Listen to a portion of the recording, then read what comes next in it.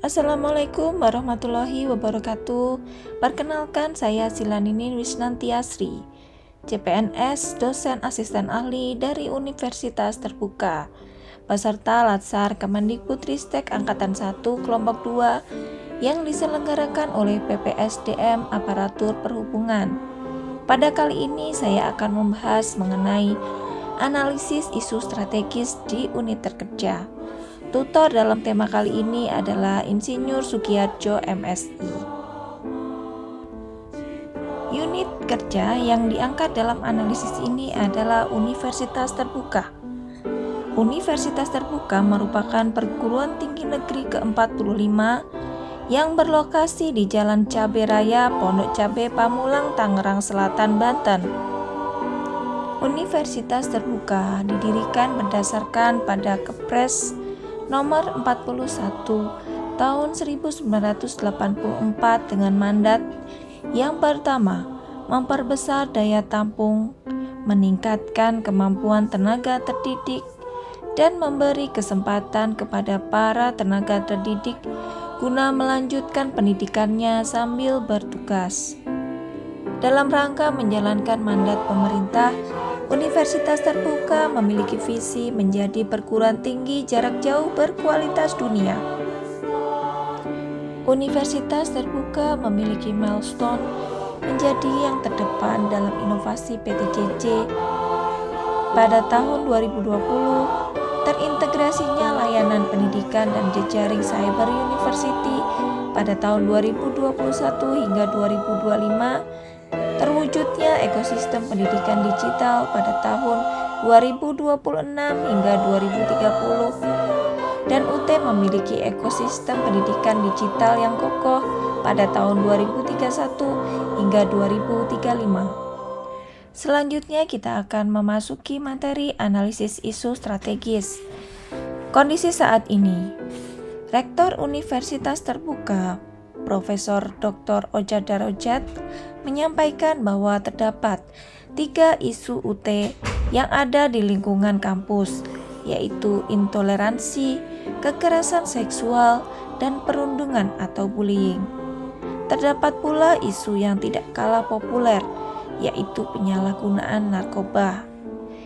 Namun, yang menjadi perhatian serius saat ini adalah isu kekerasan seksual. Pada isu kekerasan seksual, tindak lanjut yaitu melaporkan ke kantor Wakil Rektor 2. Untuk isu perundungan, tindak lanjutnya adalah menyampaikan kepada manajemen. Kemudian untuk isu penyalahgunaan narkoba, tindak lanjutnya adalah dengan mengedukasi dengan berbagai macam program kampus. Pada sesi ini kita akan membahas prioritas isu strategis, yaitu kekerasan seksual. Adapun faktor penyebab yang menyebabkan kekerasan seksual diantaranya adalah yang pertama, budaya patriarki yang mengakar kuat di Indonesia. Yang kedua adalah adanya relasi kuasa yang timpang antara pelaku dan korban kekerasan seksual. Yang ketiga adalah budaya victim blaming yang banyak terjadi sebelumnya. Kemudian yang keempat adalah minimnya laporan atas kekerasan seksual. Kemudian yang kelima, pihak kampus yang terkesan menutupi kasus kekerasan seksual demi nama baik.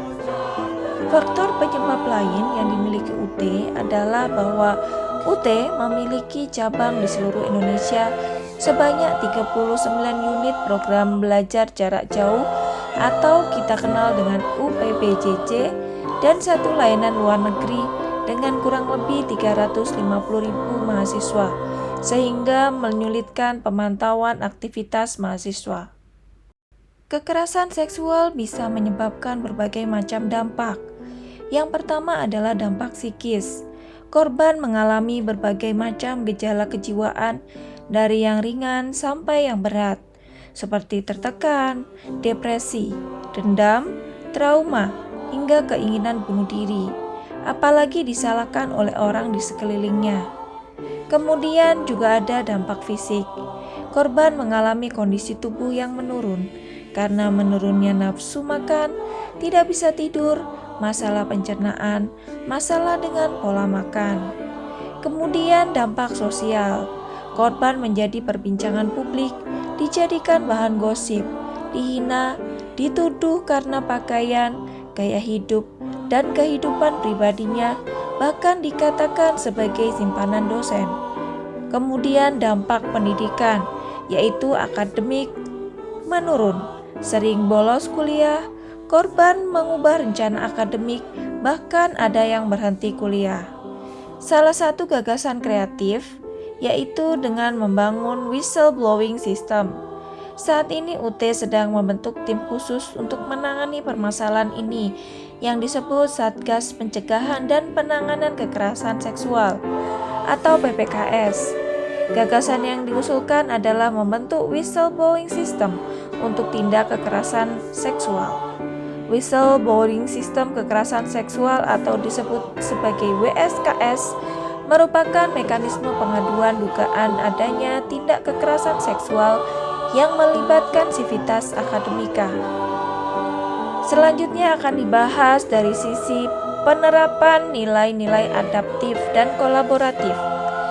Untuk implementasi nilai adaptif, mekanisme pelaporan harus adaptif dengan menggunakan teknologi dan saluran komunikasi terkini, bukan hanya melaporkan secara resmi kepada petugas kantor yang ditunjuk.